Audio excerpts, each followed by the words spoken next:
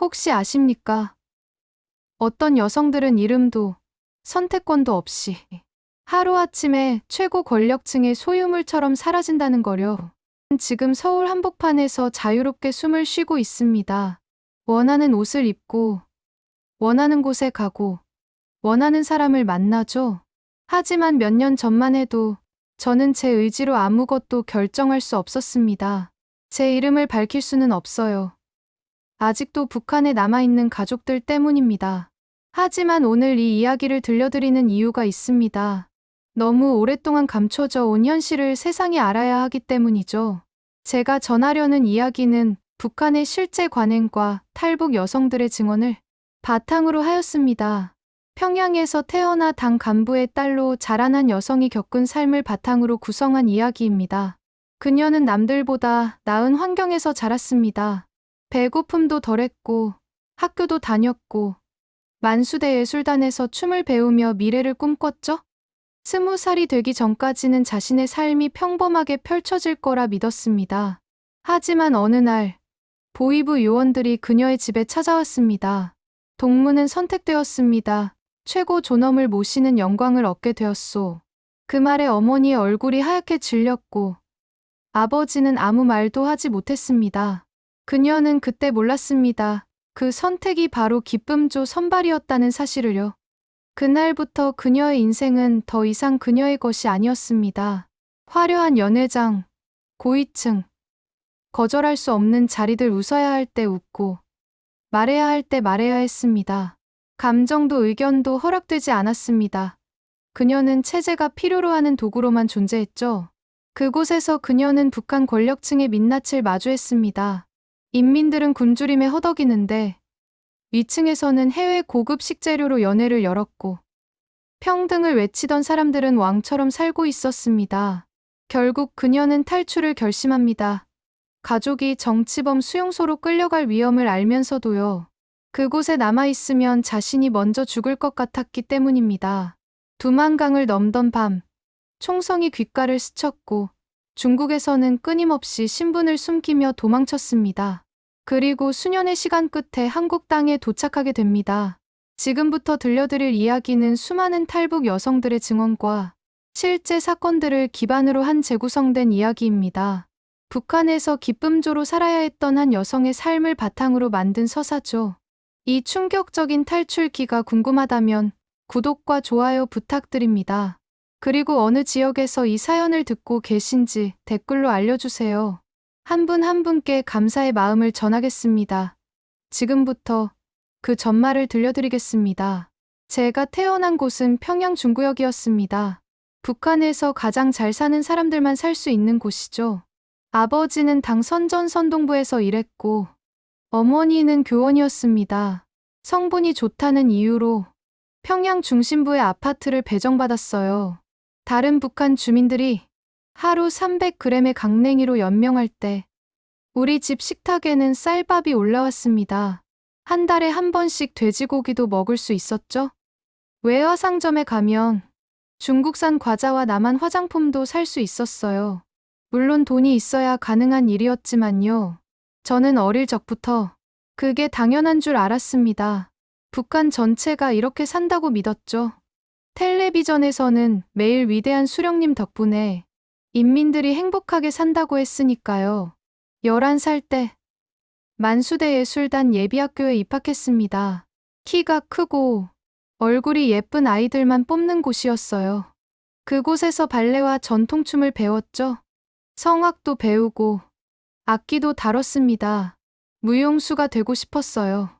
화려한 무대에서 공연하는 제 모습을 상상했죠. 훈련은 혹독했습니다. 새벽 5시에 일어나 저녁 9시까지 연습했어요. 조금이라도 실수하면 교관들이 매를 들었죠. 그래도 참았습니다. 이게 예술가가 되는 길이라고 믿었으니까요. 15살 때 처음으로 균열이 생겼습니다. 함경도에서 온 친구가 있었어요. 그 친구 고향 이야기를 들었을 때 충격을 받았죠. 우리 동네에서는 사람들이 굶어 죽어 풀뿌리 캐먹다가 산에서 쓰러지는 사람도 봤어. 처음에는 믿기지 않았습니다. 북한이 그렇게 가난한 나라일 리 없다고 생각했죠. 하지만 그 친구 눈빛은 거짓말을 하는 게 아니었어요. 평양은 달라. 여기만 특별 대우받는 거야. 나도 성분 좋아서 겨우 여기 왔지. 우리 동네 애들은 학교도 제대로 못 다녀. 그 말이 제 머릿속에서 떠나지 않았습니다. 왜 같은 나라 사람인데 누구는 굶어 죽고 누구는 쌀밥을 먹는 걸까요? 하지만 그런 생각을 입 밖에 낼 수는 없었어요. 체제를 의심하는 건 곧 반동이니까요. 20살이 되던 해, 저는 정식으로 만수대예술단에 입단했습니다. 큰 무대에 설 수 있다는 기대감에 부풀었죠. 김정은 원수님 생일 축하 공연에도 참가했어요. 그날 우리는 화려한 의상을 입고 무대에 올랐습니다. 공연이 끝난 뒤 대기실로 돌아가는 길에 복도에서 고위 간부들을 봤어요. 양복을 입은 남자들이 웃으며 담배를 피우고 있었죠. 그중 한 사람이 저를 쳐다봤습니다. 그 눈빛이 불편했어요. 제가 사람이 아니라 물건을 보는 것 같았죠. 등골이 오싹했습니다. 저 애 괜찮은데 몇 살이지? 옆 사람에게 묻는 소리가 들렸어요. 저는 고개를 숙이고 빠르게 지나갔습니다. 가슴이 두근거렸죠. 뭔가 잘못된 느낌이 들었어요. 그날 밤 잠을 이룰 수 없었습니다. 친구가 했던 말이 떠올랐어요. 평양만 특별 대우를 받는다는 말. 지방 사람들이 굶어 죽는다는 말. 그리고 오늘 복도에서 마주친 그 눈빛 뭔가 이상했습니다. 우리가 배운 것과 현실이 달랐어요. 하지만 저는 아직 몰랐죠. 진짜 지옥은 이제부터 시작이라는 거요. 그로부터 석 달 뒤 보위부 요원들이 우리 집 문을 두드렸습니다. 석 달 뒤 어느 금요일 저녁이었습니다. 예술단 연습을 마치고 집에 돌아왔는데 거실 분위기가 이상했어요. 어머니가 창백한 얼굴로 소파에 앉아 계셨고 아버지는 창밖만 바라보고 계셨죠. 무슨 일 있어요? 대답이 없었습니다. 그때 초인종이 울렸어요. 문을 열자 검은 인민복을 입은 남자 둘이 서 있었습니다. 보위부 요원들이었죠. 가슴에 달린 배지를 보는 순간 온몸이 얼어붙었어요. 김동무 댁 맞습니까? 아버지가 떨리는 목소리로 대답했습니다. 요원들이 안으로 들어왔어요. 한 명은 서류 가방을 들고 있었고 다른 한 명은 무표정한 얼굴로 우리 가족을 둘러봤죠. 김수진 동무가 여기 있습니까? 제 가명입니다. 심장이 터질 것 같았어요. 제가 무슨 잘못을 했나 싶었죠. 예술단에서 실수라도 한 건가? 누군가 저를 고발한 건가? 온갖 생각이 머릿속을 스쳤습니다. 저입니다. 요원이 서류를 꺼냈어요. 붉은 도장이 찍힌 공식 문서였죠. 김수진 동무는 당 중앙위원회의 결정에 따라 특별 임무에 선발되었습니다. 최고 존엄을 모시는 영광을 얻게 되었소. 그 말이 무슨 뜻인지 몰랐습니다.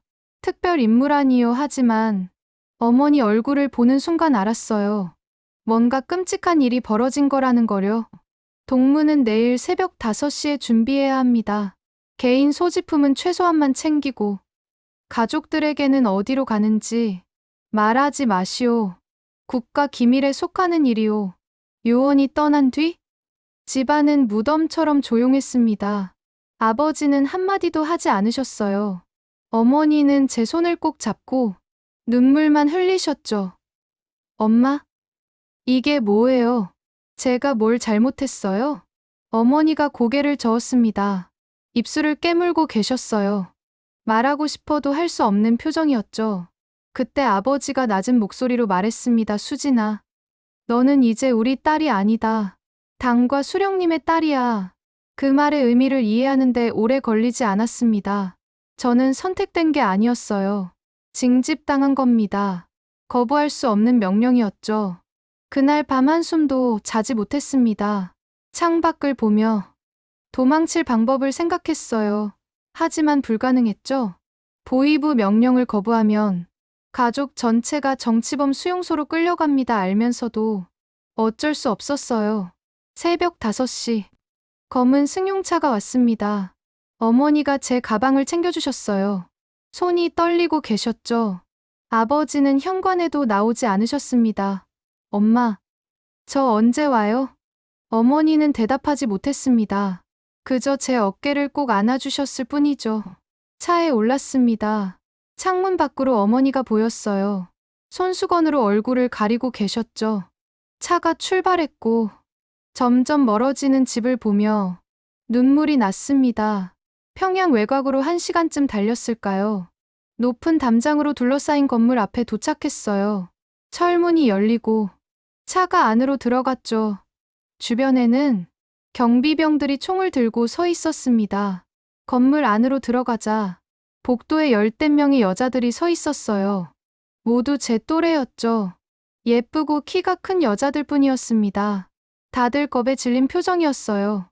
여성 교관이 나타났습니다. 차갑고 날카로운 목소리로 말했죠.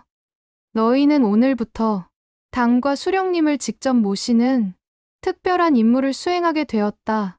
영광으로 알아라 하지만 명심해라. 여기서 본 것, 들은 것, 겪은 것은 절대 밖에 말해서는 안 된다. 그 순간 너희 가족은 사라질 것이다. 그제야 깨달았습니다. 저는 선택받은 게 아니었어요. 갇힌 겁니다. 이곳이 천국처럼 포장된 감옥이라는 거요. 첫 교육부터 충격이었습니다. 우리는 3층 건물에 모였어요.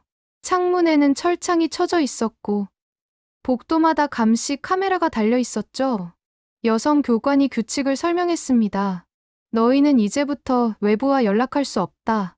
편지도 전화도 금지다. 가족을 만날 수도 없다. 이곳에서 배우고 익힌 것만 실천하면 된다. 우리는 일주일에 3번 특별 교육을 받았어요. 어떻게 웃어야 하는지, 어떻게 말해야 하는지, 어떻게 시중을 들어야 하는지 배웠죠. 마치 인형을 만드는 것 같았습니다. 절대 먼저 말을 걸지 마라. 질문을 받으면 짧게 대답해라. 눈을 똑바로 쳐다보지 마라. 술을 권하면 거절하지 마라. 규칙은 끝이 없었어요. 복장부터 화장, 머리 스타일까지 전부 정해져 있었죠. 우리는 개인이 아니었습니다. 그저 체제가 필요로 하는 도구였을 뿐이죠. 한 달쯤 지났을 때 첫 소집이 있었습니다. 10명이 선발되어 연회장으로 갔어요. 저도 그중 한 명이었죠. 버스를 타고 평양 시내 어딘가로 이동했습니다. 창밖을 볼 수 없었어요. 커튼이 쳐져 있었거든요. 도착한 곳은 화려한 건물이었습니다. 대리석 바닥에 금빛 장식이 가득했어요. 샹들리에가 천장에 매달려 있었고 붉은 카펫이 깔려 있었죠. 대기실에서 우리는 드레스로 갈아입었습니다. 비단으로 만든 화려한 옷이었어요. 화장을 진하게 하고 머리를 올렸죠. 거울을 보는데 낯선 제 모습이 보였습니다. 웃어라. 항상 웃고 있어야 한다. 표정 관리 잘해라. 교관의 목소리가 귓가에 맴돌았어요. 연회장 문이 열렸습니다. 안으로 들어가자 긴 테이블이 보였어요. 고위 간부들이 앉아 있었죠. 나이 많은 남자들 뿐이었습니다. 양복을 입고 담배를 피우며 웃고 있었어요. 테이블 위에는 음식이 가득했습니다. 랍스터, 캐비어, 스테이크, 외국산 과일들이 수북이 쌓여 있었어요. 양주병도 보였죠. 인민들은 굶어 죽어가는데 이들은 이렇게 살고 있었습니다. 우리는 테이블 옆에 섰어요. 간부들이 우리를 훑어봤습니다. 물건을 고르는 눈빛이었죠. 한 남자가 제 팔을 잡았어요. 여기 앉아 거부할 수 없었습니다. 옆자리에 앉았죠. 술을 따르라는 손짓이 왔고 저는 떨리는 손으로 잔을 채웠어요. 남자는 제 어깨에 손을 올렸습니다. 온몸에 소름이 돋았죠. 연회는 밤 11시까지 이어졌습니다. 간부들은 술에 취해 큰 소리로 웃었어요. 북한 인민들의 행복을 말하면서 자신들은 왕처럼 놀았죠. 위선이었습니다. 대기실로 돌아왔을 때 한 동료가 울고 있었어요. 21살 명이었죠. 이름이 아니라 코드명으로 불렸지만 우리끼리는 진짜 이름을 알고 있었습니다. 괜찮아? 명희가 고개를 저었어요. 입술이 떨리고 있었죠. 난 못하겠어. 이건 아니야. 이건 교관이 들어왔습니다. 명희를 노려봤어요. 눈물 닦아 다음 주에도 소집 있다. 준비 잘해야. 그날 밤 잠을 이룰 수 없었습니다. 이게 제 인생이 될 거라는 생각에 숨이 막혔어요. 탈출하고 싶었지만 방법이 없었죠. 이곳을 빠져나가는 순간 가족들이 위험해지니까요. 석 달 뒤 명희가 사라졌습니다. 어느 날 갑자기 방이 비어 있었어요. 교관에게 물었지만 대답이 없었죠. 나중에 다른 동료에게 들었습니다. 명희가 임신했다고요. 그래서 쫓겨났다고 했어요. 어디로 갔는지, 지금 어떻게 사는지 아무도 몰랐습니다. 그때 깨달았어요. 우리는 소모품이라는 거요. 필요하면 쓰고, 필요 없으면 버리는 존재였죠. 인간으로 취급받지 못했습니다. 저는 그날부터 결심했어요. 언젠가 반드시 이곳을 벗어나겠다고요. 가족이 어떻게 되든, 제가 죽더라도 이 지옥에서 탈출하겠다고 다짐했습니다. 명희가 사라진 뒤로 1년이 더 흘렀습니다. 저는 매주 연회에 불려갔어요. 고위 간부들의 술자리에서 웃어야 했고, 그들의 손길을 견뎌야 했죠. 하루하루가 지옥이었습니다. 그러던 어느 날 새로운 소녀가 시설에 왔어요. 19살 은주였습니다. 청진에서 왔다고 했죠. 예쁜 얼굴에 맑은 눈을 가진 아이였어요. 처음 본 순간 걱정이 됐습니다. 이 아이도 우리처럼 망가질 거라는 생각이 들었죠. 은주는 적응하지 못했습니다. 연회에 갈 때마다 울었어요. 교관들이 매를 들어도 소용없었죠. 한 달쯤 지났을 때 은주가 제게 속삭였습니다. 언니, 나 도망치고 싶어요. 가슴이 철렁했어요. 주변을 둘러봤죠. 다행히 아무도 듣지 못했습니다. 그런 말 하지 마. 여기선 벽에도 귀가 있어 하지만 은주는 멈추지 않았어요. 밤마다 탈출 이야기만 했죠. 저는 말렸습니다. 불가능하다고. 잡히면 가족까지 죽는다고 했어요. 2달 뒤 은주가 실종됐습니다. 새벽에 방을 나간 뒤 돌아오지 않았어요. 시설 전체가 발칵 뒤집혔죠. 보위부 요원들이 와서 우리를 신문했습니다. 사흘 뒤 소식을 들었습니다. 은주가 평양역 근처에서 붙잡혔다고 했어요. 도망치다 신고당했다고 했죠. 그 뒤로 은주를 다시 보지 못했습니다. 일주일 뒤 우리는 특별 교육을 받았어요. 강당에 모였죠. 무대 위에 은주가 서 있었습니다. 얼굴이 퉁퉁 부어 있었어요. 맞은 흔적이 역력했죠. 보위부 간부가 연단에 올랐습니다. 이것이 배신자의 결말이다. 당과 수령님의 은혜를 저버린 자는 이렇게 된다. 은주 동무 가족은 이미 처리되었다. 그 말에 은주가 무너졌습니다. 바닥에 쓰러져 울부짖었어요. 가족이 처리되었다는 건 정치범 수용소로 끌려갔다는 뜻이었죠. 저는 그 광경을 보며 온몸이 얼어붙었습니다. 하지만 동시에 각오가 섰어요. 탈출하려면 제대로 준비해야 한다는 거요. 충동적으로 움직이면 은주처럼 된다는 걸 깨달았습니다. 그날부터 저는 철저히 계획했습니다. 겉으로는 순종하는 척했어요. 연회에서도 웃었고 교관들 말도 잘 들었죠. 모범적인 동무로 행동했습니다. 동시에 정보를 모았어요. 연회에서 술 취한 간부들이 하는 말을 귀담아 들었죠. 중국 국경 경비가 어떤지, 브로커들이 어떻게 움직이는지 조금씩 알게 됐습니다. 돈도 모았습니다. 연회에 갈 때마다 간부들이 팁을 주곤 했어요. 중국 위안 하나 달러였죠. 몰래 숨겨뒀습니다. 2년 동안 모은 돈이 3,000달러쯤 됐어요. 가장 중요한 건 연결고리를 찾는 것이었습니다. 누군가 도와줄 사람이 필요했죠. 그러던 중 한 간부의 운전기사를 알게 됐어요. 최 기사라고 불렀습니다. 최 기사는 함경도 출신이었어요. 가족이 굶어 죽은 경험이 있다고 했죠. 체제에 대한 불만이 가득한 사람이었습니다. 몇 달에 걸쳐 조심스럽게 접근했어요. 어느 날 용기를 냈습니다. 연회가 끝나고 차로 돌아가는 길에 작은 쪽지를 건넸죠. 중국으로 가고 싶습니다. 도와주시면 돈을 드리겠습니다. 최 기사가 쪽지를 읽고 저를 쳐다봤어요. 한참을 말이 없었죠. 거절할 줄 알았습니다. 하지만 고개를 끄덕였어요. 3일 뒤에 다시 얘기하자. 심장이 미친 듯이 뛰었습니다. 희망이 보였어요. 동시에 두려웠죠. 만약 최 기사가 저를 밀고 하면 끝이니까요. 3일은 영겁처럼 길었습니다. 매 순간이 불안했어요. 보이부가 들이닥칠까봐.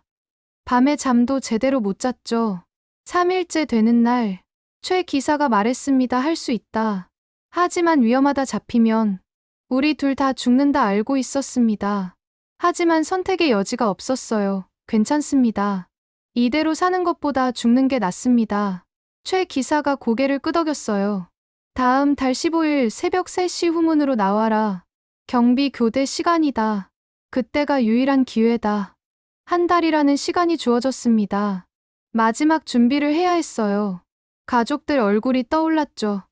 아버지, 어머니, 제가 탈출하면 그분들이 어떻게 될까요? 하지만 돌아갈 수 없었습니다. 이미 선을 넘었으니까요. 제가 살기 위해선 탈출해야 했어요. 디데이가 다가왔습니다. 15일 새벽 2시 반에 눈을 떴습니다. 사실 한숨도 자지 못했어요. 가슴이 터질 것 같았죠.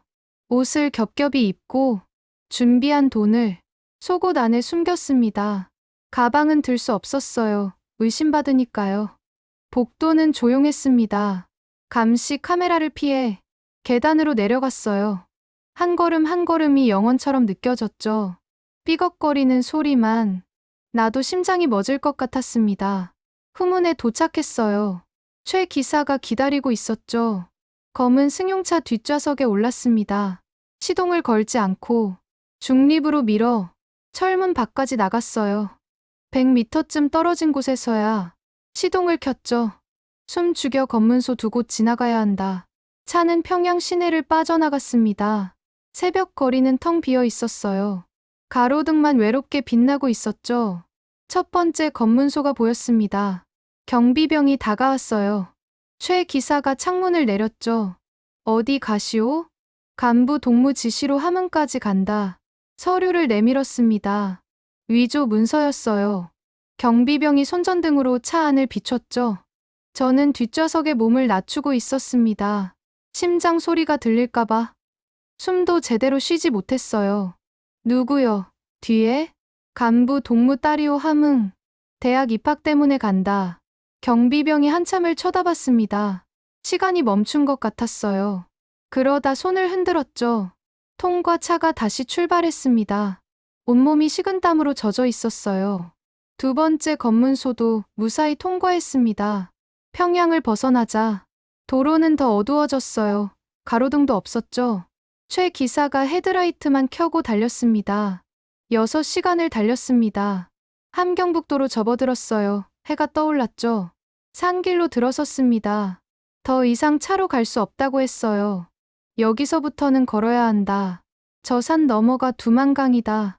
최 기사가 가방을 건넸어요. 물과 빵이 들어있었죠. 강을 건너면 중국이다. 브로커 전화번호다 이걸로 연락해라 쪽지를 받았습니다. 감사하다는 말도 제대로 못했어요. 최 기사는 돌아서서 떠났죠. 혼자 남았습니다. 산길을 올랐어요. 가시덤불이 옷을 찢었고 바위에 발이 부딪혔죠. 4시간쯤 걸었을까요? 강물 소리가 들렸습니다. 두만강이었어요. 생각보다 좁았죠. 하지만 물살이 빨랐습니다. 주변을 살폈어요. 초소가 보였죠. 경비병이 보였습니다. 총을 들고 있었어요. 해가 지기를 기다렸습니다. 바위 뒤에 숨어서 6시간을 버텼어요. 밤이 되자 어둠이 내려앉았죠. 경비대 교대 시간을 노렸습니다. 11시쯤 됐을 때 움직였습니다. 몸을 낮추고 강가로 내려갔어요. 신발을 벗었죠. 물에 발을 담갔습니다. 얼음처럼 차가웠어요. 한 발씩 강으로 들어갔습니다. 물이 허리까지 찼어요. 물살이 새서 몸이 휘청거렸죠. 필사적으로 버텼습니다. 그때였어요. 거기서 뒤에서 고함 소리가 들렸습니다. 경비병이 저를 발견한 거예요. 손전등 불빛이 제 등을 비췄죠. 움직이지 마, 쏜다. 도망칠 수밖에 없었습니다. 물속에서 뛰기 시작했어요. 뒤에서 총소리가 들렸죠. 탕, 탕, 물보라가 튀었습니다. 귓가를 스쳐 지나가는 총알 소리가 들렸어요. 죽을 수도 있다는 생각이 들었죠. 하지만 멈출 수 없었습니다. 반대편 강가가 보였어요. 중국 땅이었죠. 필사적으로 헤엄쳤습니다. 폐가 터질 것 같았어요. 다리에 힘이 풀렸죠. 마지막 힘을 쥐어짜 강둑을 붙잡았습니다. 몸을 끌어올렸어요. 뒤돌아봤죠. 북한 경비병들이 강 반대편에서 총을 겨누고 있었습니다. 하지만 더 이상 쏘지 않았어요. 중국 땅이니까요. 땅바닥에 쓰러졌습니다. 온몸이 떨렸어요. 울음이 터져 나왔죠. 살았다는 안도감과 동시에 가족 생각이 났습니다. 어머니, 아버지, 쟤 때문에 어떻게 되실까요? 하지만 돌아갈 수는 없었습니다. 여기가 끝이 아니라는 것도 알았어요. 중국에서 또 다른 싸움이 시작될 거라는 걸요. 일어섰습니다. 젖은 옷을 짜내고 산속으로 걸어갔어요. 중국 땅. 하지만 아직 자유는 아니었습니다. 중국 땅에 발을 디뎠지만 안심할 수 없었습니다. 공안에 잡히면 바로 북송되니까요. 북으로 돌아가는 순간 끝이라는 걸 알았어요. 공개 처형당하거나 정치범 수용소로 끌려가겠죠. 산을 내려와 마을에 도착했습니다. 새벽 4시쯤 됐어요. 공중전화를 찾았죠. 최 기사가 준 쪽지의 번호로 전화를 걸었습니다. 여보세요? 남자 목소리가 들렸어요. 중국어였지만 조선족 억양이 섞여 있었죠. 저 강을 건넜습니다. 어디 있어? 위치를 말했습니다. 30분 기다리라고 했어요. 전화가 끊어졌죠. 골목 어둠 속에 숨어 기다렸습니다. 지나가는 사람만 봐도 공안인가 싶어 심장이 쿵쾅거렸어요. 30분이 3시간처럼 길었습니다. 낡은 트럭이 왔어요. 50대쯤 돼 보이는 남자가 내렸죠.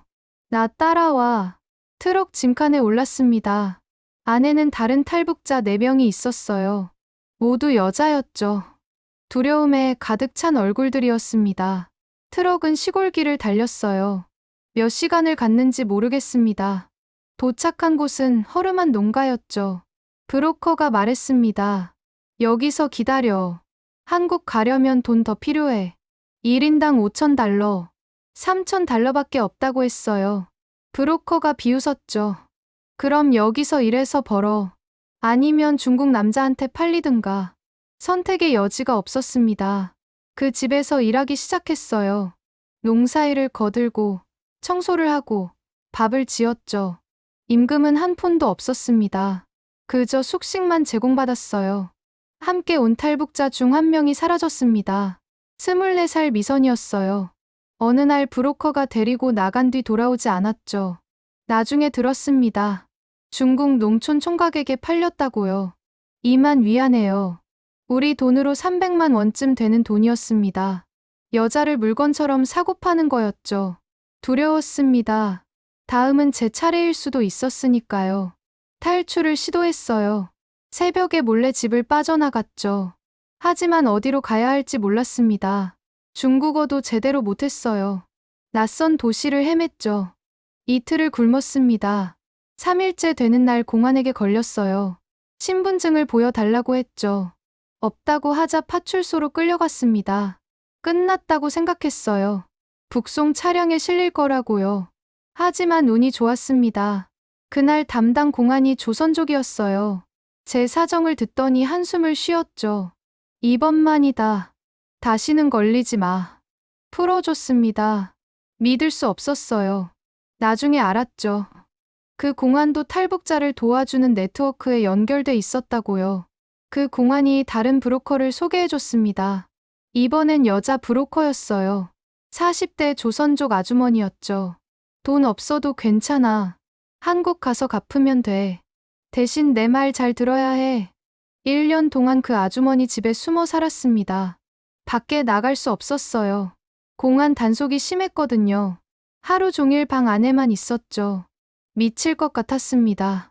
그러다 기회가 왔어요. 동남아시아 루트가 열렸다고 했습니다.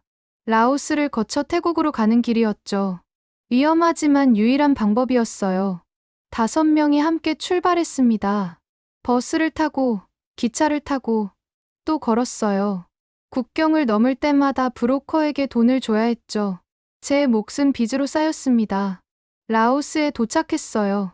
정글을 이틀 동안 걸었죠. 뱀도 보고, 거머리도 붙었습니다. 밤에는 추웠고, 낮에는 더웠어요. 지옥 같은 여정이었습니다. 태국 국경 마을에 도착했습니다. 브로커가 말했어요. 여기서 경찰에 자수해. 그럼 한국 대사관으로 보내줘. 경찰서로 갔습니다. 북한에서 왔다고 말했어요. 경찰이 영어로 뭐라 물었는데 못 알아들었죠.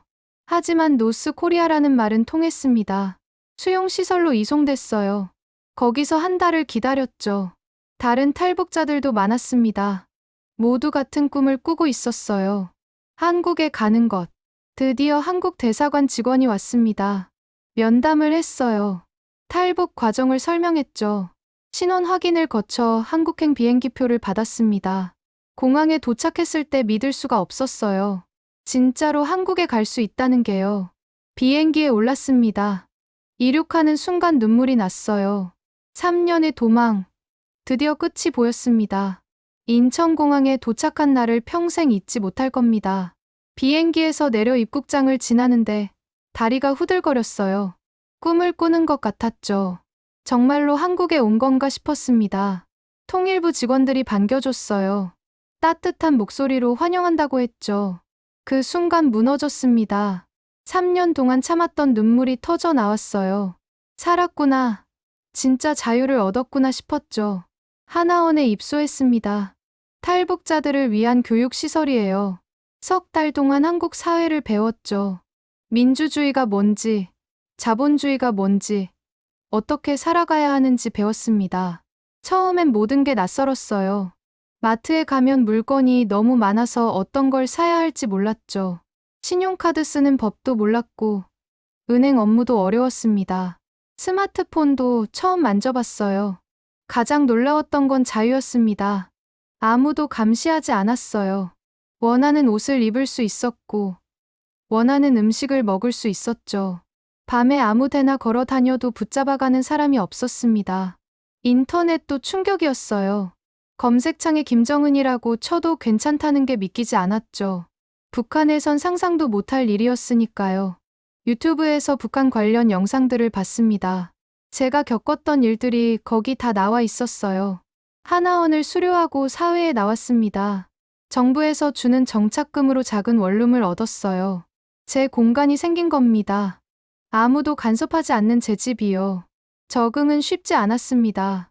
편의점 아르바이트를 시작했는데 말투가 이상하다고 놀림받았어요.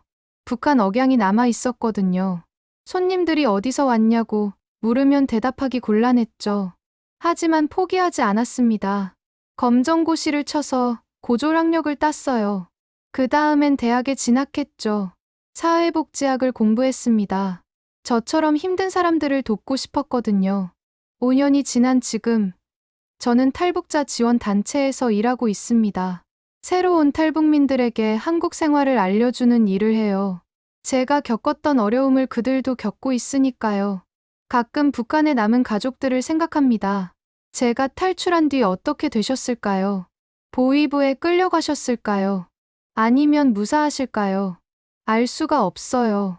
그게 가장 고통스럽습니다. 기쁨조에서 함께 있던 동료들도 떠오릅니다. 아직도 그곳에 남아있을 그 여자들이요. 매일 밤 연회장에 불려가 웃어야 하는 그들을 생각하면 가슴이 아파요. 그래서 이 이야기를 하기로 했습니다. 세상 사람들이 알아야 한다고 생각했어요. 북한에 기쁨조라는 게 존재한다는 것. 거기서 여자들이 어떤 삶을 사는지 알려야 한다고 생각했죠. 두렵습니다. 이 이야기가 나가면 가족들이 더 위험해질 수도 있어요. 하지만 침묵하면 아무것도 변하지 않습니다. 누군가는 말해야 해요. 여러분, 자유는 공짜가 아닙니다. 우리가 당연하게 누리는 이 자유를 북한 사람들은 꿈꿀 수조차 없어요. 말 한마디 잘못하면 수용소로 끌려가고 가족까지 죽습니다. 북한에는 아직도 수많은 사람들이 고통받고 있습니다. 기쁨조뿐만 아니에요. 정치범 수용소에 갇힌 사람들, 굶주림에 죽어가는 어린아이들, 탈출하다 총에 맞아 죽는 사람들이 있어요. 저는 운이 좋았습니다. 탈출에 성공했고 한국까지 올 수 있었죠. 하지만 수많은 사람들은 그러지 못했어요. 강을 건너다 총에 맞아 죽고 중국에서 잡혀 끌려가고 브로커한테 팔려갔습니다. 이 이야기를 듣고 계신 여러분께 부탁드립니다. 북한 인권 문제에 관심을 가져주세요. 한 사람 한 사람의 관심이 모이면 변화를 만들 수 있습니다. 저는 오늘도 자유로운 공기를 마십니다. 원하는 곳에 가고, 원하는 말을 하고, 원하는 꿈을 꿉니다. 이 모든 게 기적 같아요. 여러분도 오늘 하루 자유를 느껴보세요. 그리고 그 소중함을 잊지 마세요. 세상 어딘가에는 그 자유를 꿈꾸며 목숨 걸고 탈출하는 사람들이 있다는 것도요. 긴 이야기 들어주셔서 감사합니다.